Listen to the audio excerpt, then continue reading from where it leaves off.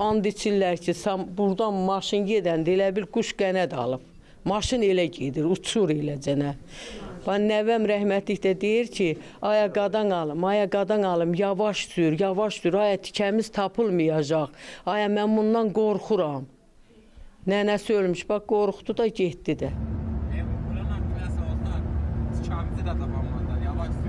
16 yaşı var idi. Evdə oturmuşdu.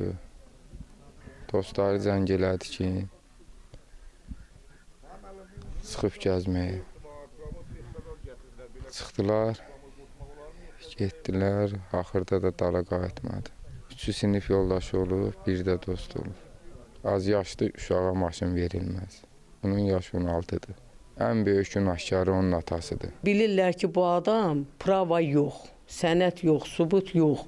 Bu cavanları niyə doldurub içine aparıb qırdırırlar? 11-ci sinifdə oxuyurdu, arzusu var idi. İdman Akademiyasına girməli idi, hazırlıqda idi. 16 yaş nədir?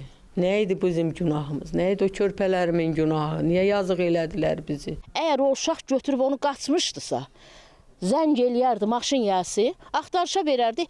Saat 9-dan gedən maşın saat 12-də hadisə törənib. Niyə o vaxta qədər bu maşın axtarılmırdı? 16 yaşında uşaq. Atanla anan gözünün ağı qarası. Niyə onun qanı o düzlərlə bir olurdu? Niyə o parça tikə olurdu? Mən bugün gedib baxmışam. Ət parçası bir belə düşüb o düzlərə dağılıb. Niyə? Xahiş eləyirəm. Ananızı göz yaşlı qoymayın. Balalarınız var. Cavansınız, qardaş bacılarınız var. Biz hamımız bir yerdə oturub çörək yemişik. Rəhmətlik Elvin idi, rəhmətlik İspi də orada olub. Öz belə ətrafımız oturub çörək yemişik. Məndə də telefon açar stolun üstündə olub.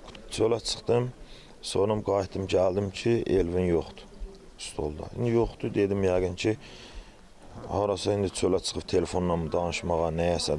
Aradım 10 dəqiqə, 15 dəqiqə keçmədi. Tanımadığım nömrədə mazəh gəldi. Ki, qardaş, Ramindim, dedim, bəli. Verdi telefonu mənim oğluma, Tunara. Tunar götürdü ki, papa, narahat olma. Avariya düşmüşük, salamatçılıqdır. Mən orada özüm pis hiss elədim. Ki, nətər avariya ilə baxdım, açar yox, təzdən çıxdım çölə ki, maşın da yoxdur. İndi Allah rəhmət eləsin, onları çox pis oluram, olmamalıydı.